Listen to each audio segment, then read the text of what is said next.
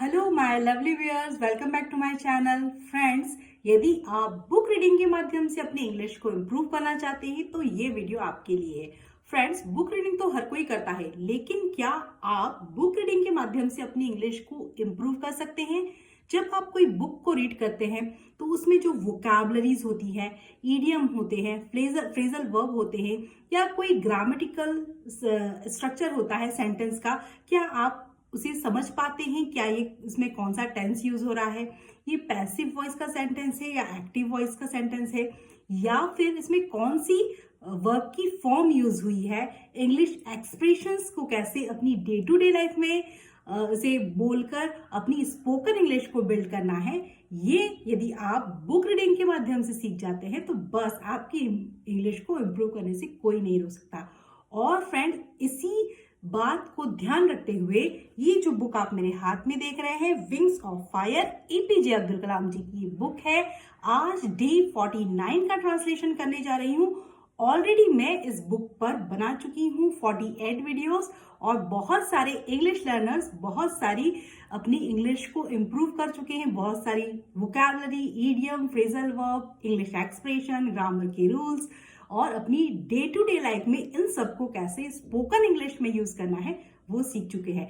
तो फ्रेंड्स, यदि आप अभी भी इस चैनल पर नए हैं तो please do subscribe my channel. मेरे चैनल को सब्सक्राइब करें जिससे कि आपका कोई भी वीडियो मिस ना हो। और फ्रेंड्स, चलिए देखते हैं कि कैसे हम अपनी बुक रीडिंग के माध्यम से इंग्लिश को इम्प्रूव कर सकते हैं। फ्रेंड्स, आज हम पढ़ने जा रहे हैं ये वाला 61 पेज। और फ्रेंड्स, आज हम इससे सीखने वाले हैं ढेर सारी English vocabulary, idiom, expressions, phrasal verb, grammar और बहुत कुछ। तो फ्रेंड्स, यदि आप चैनल पर नए हैं तो प्लीज मेरे चैनल को सब्सक्राइब करें जिससे कि आपका कोई भी वीडियो मिस ना हो।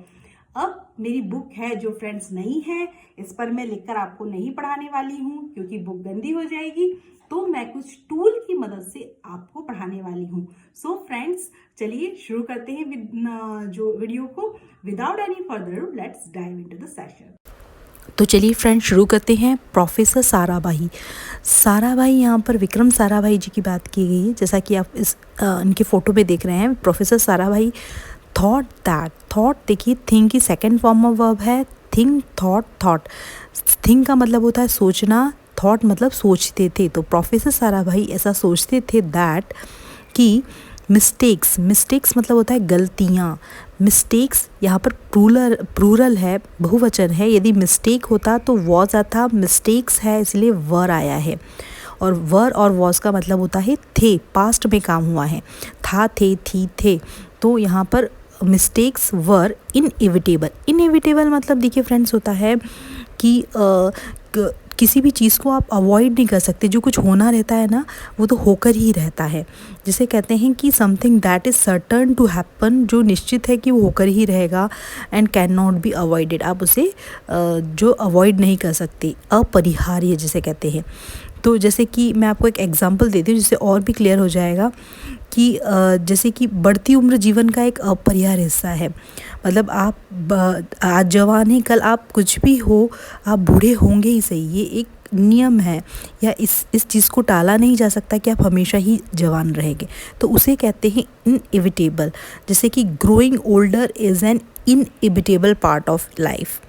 या फिर जैसे कि मैं देर से उठा तो, या मैं देर से उठी तो बस मुझे कहीं जाना था, तो मैं लेट उठी तो मेरी बस तो छूटनी ही थी, क्योंकि मैंने पहले ही गलती कर दी थी। मैं देर से उठी थी। यदि मैं ठीक टाइम पे उठती तो मुझे बस मिल जाती, लेकिन मैं देर से उठी तो बस तो छूटनी ही थी। तो इस तरीके से सेंटेंस बना सकते हैं। Missing the bus was inevitable because I woke up late. क्योंकि मैं लेट उठा इसीलिए मिसिंग द बस मतलब बस का छूटना, वॉज इनएविटेबल। बस का छूटना एक अपरिहार्य था, उसे कोई नहीं रोक सकता था क्योंकि मैं लेट उठी।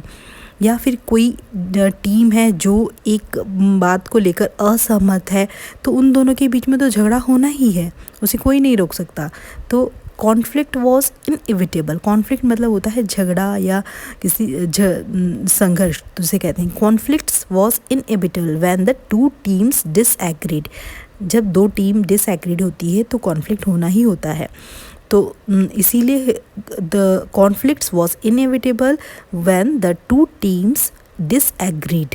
डिसएग्रीड मतलब असहमत होना। या फिर यदि आप अपने जीवन में यदि अभ्यास करते रहते हैं, प्रैक्टिस करते हैं, तो आपको सफलता मिलनी ही है, उसे कोई नहीं रोक सकता है। ये बहुत ही प्यारा सेंटेंस आप बना सकते हैं। If you keep practising success become almost inevitable, becomes almost inevitable. If you keep practicing to learn English, you will really becomes almost inevitable. तो आप प्रैक्टिस करते रहे, आपको भी इंग्लिश में सफलता मिल ही जाएगी। तो ये आपकी सफलता से आपको कोई नहीं रोक सकता है। तो फ्रेंड्स, ये है इनएविटेबल का मतलब जी, कुछ चीज़ें तो गलतियाँ तो होनी ही है, बट मैनेजेबल। मैनेजेबल मतलब लेकिन हम उस चीज़ को से सीख सकते हैं, उसको मैनेज कर सकते हैं, उसको सुधार सकते हैं। तो जो प्रोफेसर सारा भाई थे, उनका ऐसा सोचना था कि मिस्टेक्स, गलतियाँ जो है वो इनएविटेबल है, अपरिहार्य गलतियाँ तो होना ही है, लेकिन बट मैनेजेबल, हम उसे सुधार सकते हैं। तो फ्रेंड्स, साथ में ही आप अपनी नोटबुक ज़रूर रखें, जिससे कि आप जो जो वोकैबलरी सीख रहे हैं उनके एग्जाम्पल और वोकैबलरी के मीनिंग और उनके एग्जाम्पल लिखते जाएं, जिससे कि आपकी इंग्लिश लर्निंग जर्नी आसान हो जाए। अब देखिए फ्रेंड्स, आगे बढ़ते हैं। To illustrate. इलस्ट्रेट मतलब होता है उदाहरण के तौर पर। Once he came to Thumba. एक बार वो थुम्बा आए। थुम्बा फ्रेंड्स त्रिवेंद्रम केरला में एक जगह है जो कि रॉकेट लॉन्च स्टेशन है, वहाँ पर आए। केम देखिए second form of verb I है, कम, केम, कम। तो पास्ट में काम हुआ इसलिए केम आया है। तो वो थुम्बा एक बार आए on one of his routine visits. Routine visit मतलब वो एक रूटीन विजिट पर आते रहते थे थुम्बा, देखने के लिए कि कैसा प्रोजेक्ट का कितना जो है काम चल रहा है, उसे देखने के लिए वो आते रहते थे। तो वो एक दौरे पर आए, विजिट पर आए।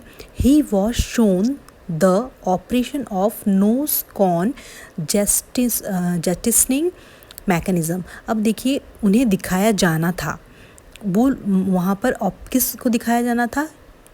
प्रोफेसर सारा भाई को नोज कॉन जेटिसनिंग मैकेनिज़्म को ऑपरेट कर दिखाया गया। तो देखिए यहाँ पर इसीलिए वॉज के साथ में जब third form of verb I है, शोन आया है, तो ये पैसिव वॉइस का सेंटेंस है फ्रेंड्स। हमेशा याद रखें, वॉज या वर के साथ में या इज, एम, आर के साथ में यदि वर्ब की थर्ड फॉर्म आती है तो वहाँ पर वो सेंटेंस पैसिव वॉइस का होता है। और पैसिव वॉइस मतलब कि काम के ऊपर फोकस किया जाता है, ना कि किसके द्वारा काम किया जा रहा है उसके ऊपर, उसकी बात नहीं की जाती है, उसके ऊपर फोकस नहीं किया जाता है, काम के ऊपर फोकस किया जाता है। तो वहाँ पर जब वो थुम्बा आए तो उनको नोज कॉन जेटिसनिंग मैकेनिज़्म को ऑपरेट कर दिखाया गया।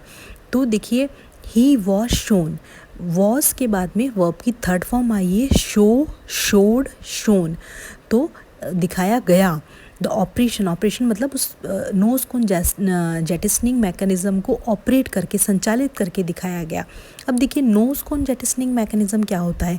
नोज कॉन, जैसे कोई भी एयरक्राफ्ट होता है ना, उसका आगे या रॉकेट का जो आगे का जो हिस्सा होता है, जैसा कि आप इस डायग्राम में भी देख सकते हैं, वो नाक की तरह होता है, कोन की तरह, कोन शेप में होता है, तो उसे कहते हैं नोज कोन, जो कि रॉकेट और एयरक्राफ्ट को एक अच्छी गति प्रदान करता है। साइंटिफिकली ऐसा कंस्ट्रक्ट किया जाता है रॉकेट और एयरक्राफ्ट का इस आगे वाले हिस्से को। उसकी जेटिसनिंग वोकैबुलरी फ्रेंड्स, मैं आपको जो इसके नेक्स्ट पैराग्राफ में इसका मीनिंग समझाने वाली हूँ बहुत अच्छे से। बहुत ही प्यारी वोकैबुलरी है और आपकी डे टू डे इंग्लिश जो डेली यूज़ के सेंटेंसेस भी आप इस वोकैबुलरी से बना सकते हैं। तो चलिए फ्रेंड्स, आगे बढ़ते हैं। Professor Sarabhai was asked to formally activate the system. Professor Sarabhai को जब ये कहा गया कि फॉर्मेलिटी, उन्होंने मतलब औपचारिक तौर पर उन्हें कहा गया कि वो सिस्टम को एक्टिवेट करें। अब देखिए फ्रेंड्स, फिर से पैसिव वॉइस का सेंटेंस है, वॉज के साथ में वर्ब की थर्ड फॉर्म आई है, जैसे उन्हें कहा गया। तो किसने कहा ये नहीं पता है, कहा गया, काम के ऊपर फोकस है। तो वॉज आस्क्ड वर्ब की थर्ड फॉर्म आई है।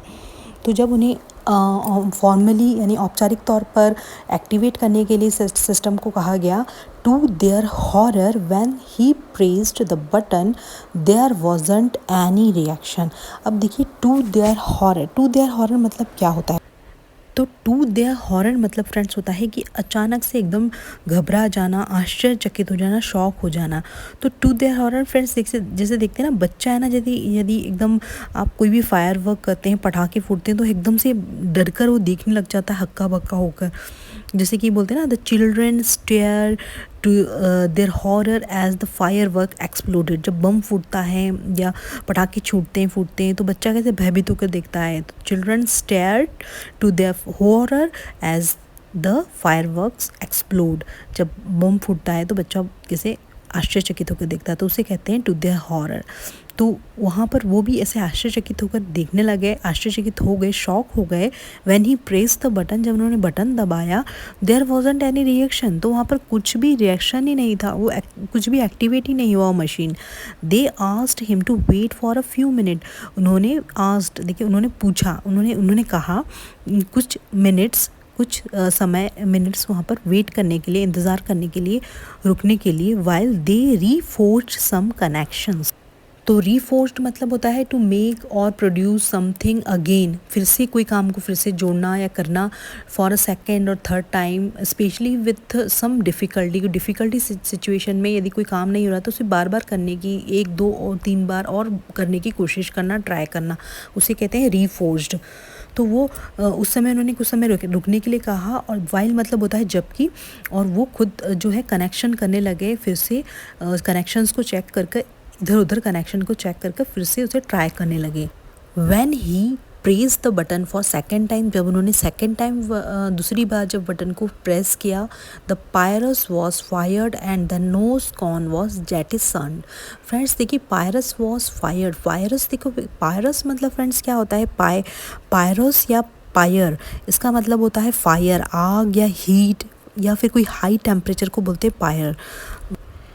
तो पायरस वॉज फायर्ड मतलब होता है, इसका मीनिंग ये है कि कंपोनेंट और सिस्टम वॉज एक्टिवेटेड, फिर से जो सिस्टम है वो एक्टिवेट हो गया, चालू हो गया और ट्रिगर्ड हो गया। जैसे कि, और कहते हैं ना rapid release of energy involving a rapid release of energy. जैसे किसी चीज़ में आग लग जाती है तो एकदम ज़ोर से एनर्जी को रिलीज़ करता है ना, छोड़ता है। तो वो सिस्टम फिर से, जो पायरस वॉज फायर्ड मतलब सिस्टम फिर से एक्टिवेट हो गया, जो सिस्टम चल नहीं रहा था वो फायर्ड हो गया, एक्टिवेट हो गया, ट्रिगर्ड हो गया, तो उसे कहते हैं पायरस। तो पायरस का मीनिंग हमेशा याद रखना, उसका मीनिंग होता है आग, हाई टेम्परेचर, हीट। तो एंड नोज कॉन वॉज जेटिसन्ड। तो फ्रेंड, जेटिसन्ड का मतलब होता है कि किसी भी चीज़ को त्याग देना, टू थ्रो अवे और get rid of something that is not wanted और नीडेड। जो चीज़ आपको ज़रूरत नहीं है उससे छिटक जाना, त्याग देना, उससे उतार फेंकना, इस तरीके से। तो फ्रेंड, नोज कॉन जब सिस्टम जो है वो एक्टिवेट हो गया तो नोज कॉन छिटक के बाहर मतलब अलग हो गया, उससे थ्रो अवे हो गया। तो जेटिसन्ड जैसे कि फ्रेंड्स से जो है टेक्निकली इस तरीके से यूज़ करते हैं, जितने आमतौर पर जो भी जहाज़ या विमान होते हैं, एयरक्राफ्ट होते हैं, वो इस कॉन्टेक्स्ट में इस वोकैबुलरी को यूज़ करते हैं। जैसे कोई विमान को हल्का करने के लिए, खासकर वज़न कम करने के लिए इस जो है वर्ड को यूज़ करते हैं। वो जेटिसन कर देते हैं फ्यूल को। जैसे कि विमान को हल्का करने के लिए पायलट ने ईंधन को त्याग दिया, तो to lighten the plane the pilot jettison fuel. अब देखिए फ्रेंड्स, यदि हम अपनी डे टू डे लाइफ में इस जेटिसन वोकैबुलरी को यूज़ करेंगे तो इस तरीके से हम यूज़ करेंगे कि उसने अपनी पुरानी योजना, उसने अपने पुराने प्लान को त्यागने का फैसला किया। तो he decided to jettison the old plan, या फिर उसने अपने सारे पुराने सामान को त्याग दिया। तो ही जेटिसन्ड ऑल हीज ओल्ड बिलोंगिंग्स मतलब होता है सामान। तो उसने अपने जितने भी जेटिसन्ड हुआ है, क्योंकि जेटिसन मतलब होता है त्याग देना और जेटिसन्ड मतलब होता है त्याग दिया। तो ये पास्ट टेंस की बात है, इसीलिए जेटिसन्ड हो गया, ईडी लग गया है। और ओल्ड बिलोंगिंग्स मतलब पुराना सामान। तो ही जेटिसन्ड ऑल हीज ओल्ड बिलोंगिंग्स, उसने अपने सारे पुराने सामान को त्याग दिया। तो इस तरीके से सेकंड टाइम जब बटन प्रेस हुआ तो नॉस कॉइन जो सिस्टम एक्टिवेट हुआ और नॉस कॉइन जेटिसन्ड हो गया। प्रोफेसर साराभाई कॉन्ग्रेचुलेटेड दैम, उन्होंने साराभाई ने सभी जो कलाम जी के साथ में जो भी टीम थी उनको कॉन्ग्रेचुलेट किया। ही देन कॉल्ड कलाम, उन्होंने कलाम जी को बुलाया and talked to him of rocket launching station facilities like launch pad, blocks house, radar, telemetry and so on. तो उन्होंने कलाम जी को बुलाया और बात करी कि किस तरीके से रॉकेट लॉन्चिंग की क्या तैयारी है, रॉकेट लॉन्चिंग स्टेशन में क्या क्या फैसिलिटीज़ है, हमें यदि रॉकेट को लॉन्च करना है तो उसके लॉन्च पैड की क्या तैयारी है, और जो ब्लॉक हाउसेस होते हैं जहाँ पर ये सारे के सारे रॉकेट रखा जाएगा, रडार जहाँ से कि जब रॉकेट छुड़ेगा तो फिर वहाँ पर आप इस तरीके से आप उसको किस तरीके से देख पाएंगे, और उसके टेलीमेट्री किस तरीके से उसके हर एक एक्टिविटी को कैप्चर कर पाएंगे। उन सब के बारे में उन्होंने जो है कलाम जी से, APJ अब्दुल कलाम जी से बातचीत की प्रोफेसर साराभाई ने। Slowly he brought about the incident that took place. Friends, slowly मतलब धीरे ही ब्रॉड जो है सेकेंड फॉर्म ऑफ वर्ब है ब्रिंग की, ब्रिंग ब्रॉड, तो ये पास्ट में एक एक्शन हुआ है इसलिए ब्रॉट आया है। तो धीरे धीरे साराभाई ने उस इंसिडेंट को यानी उस घटना को याद करना शुरू किया। टुक प्लेस मतलब जो वहाँ पर हुई थी, when he had gone to activate the system, जब उन्होंने सिस्टम को एक्टिवेट किया तो उन्होंने धीरे धीरे उस घटना को याद करना शुरू किया कि किस तरीके से उन्होंने सिस्टम को एक्टिवेट किया था, क्योंकि वो एक इंसिडेंटली पहले जब बटन प्रेस किया तो नहीं हुआ, फिर कुछ कनेक्शंस के बाद में वो एक्टिविटी हुई, इसीलिए वो उस घटना को याद कर रहे थे कि किस तरीके से मैंने सिस्टम को एक्टिवेट किया। तो देखिए फ्रेंड्स, ही हैड गॉन, यहाँ पर पास्ट परफेक्ट टेंस यूज़ हुआ है, हैड के साथ में वर्ब की थर्ड फॉर्म आई है, तो ये है past perfect tense, go went gone, तो ये पास्ट परफेक्ट टेंस का सेंटेंस है। इन स्पाइट ऑफ मतलब होता है फ्रेंड्स के बावजूद, तो ये नेवरदलेस और इन स्पाइट ऑफ, डिस्पाइट ऑफ, ये सारे सिनोनिम हैं जिसका मतलब होता है इसके बावजूद भी। तो इन स्पाइट ऑफ, जैसे इसको डे टू डे लाइफ में कैसे यूज़ करेंगे, आई didn't like it, in spite of I remained काम, मुझे पसंद नहीं था लेकिन फिर भी मैं चुपचाप रहा। काम मतलब चुपचाप, CALM, इसे काम पढ़ेंगे, एल यहाँ साइलेंट है, तो मैं चुपचाप रहा। I didn't like it in spite of I remained calm, तो इन स्पाइट ऑफ रैप्रीमेंडिंग, इसे कैसे पढ़ेंगे, reprimanding him, in spite of reprimanding him. Friends, reprimanding बहुत ही खूबसूरत इंग्लिश की वोकैबुलरी है जिसका मतलब होता है डांटना, स्कोल्ड करना या रीबुक करना, एडमोनिश करना। तो फ्रेंड्स, किसी को भी टू स्कोल्ड और criticise someone specially in a formal और ऑफिशियल वे, किसी को भी फॉर्मल और ऑफिशियल वे में यदि आप डांट फटकार लगाते हैं, उससे वहाँ पर आप वोकैबुलरी रिप्रीमेंडिंग यूज़ करेंगे। जैसे एग्जाम्पल होगा, the manager reprimanded the employee for being late to work, जब एम्प्लॉय जो मैनेजर ने फटकार लगाई एम्प्लॉय को जब वो काम पर लेट से आया।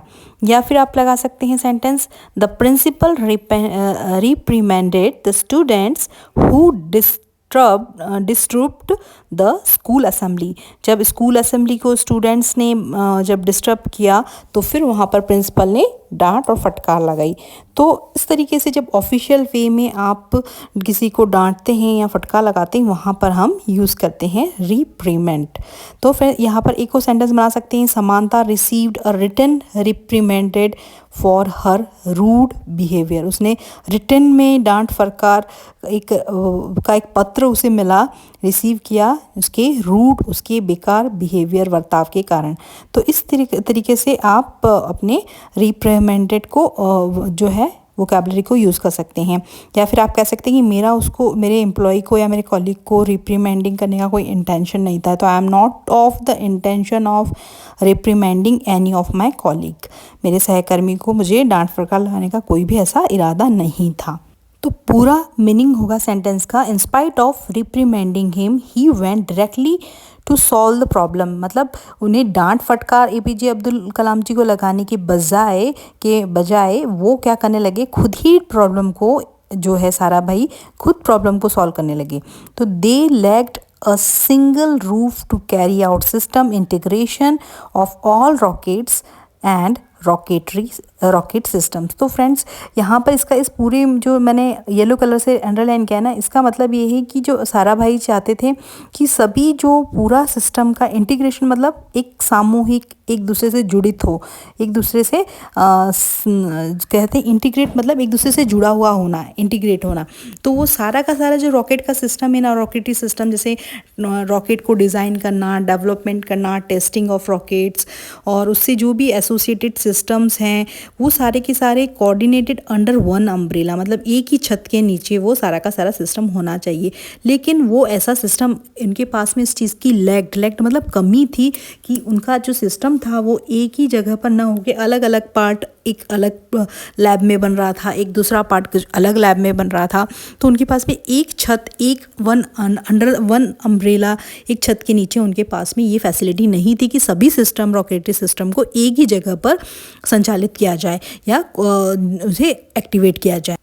Eight last he took up a decision to set up rocket engineering station. At last मतलब आखिरकार ही टुक अप अ डिसीजन मतलब उन्होंने टुक अप मतलब उन्होंने डिसीजन लेना। तो उन्होंने एक निर्णय लिया कि उन्हें रॉकेटरी इंजीनियरिंग सेक्शन का एक उद्भव करना है, उन्हें एक सेपरेट लैब बनानी है, सेपरेट जगह में सारा का सारा काम एक साथ हो।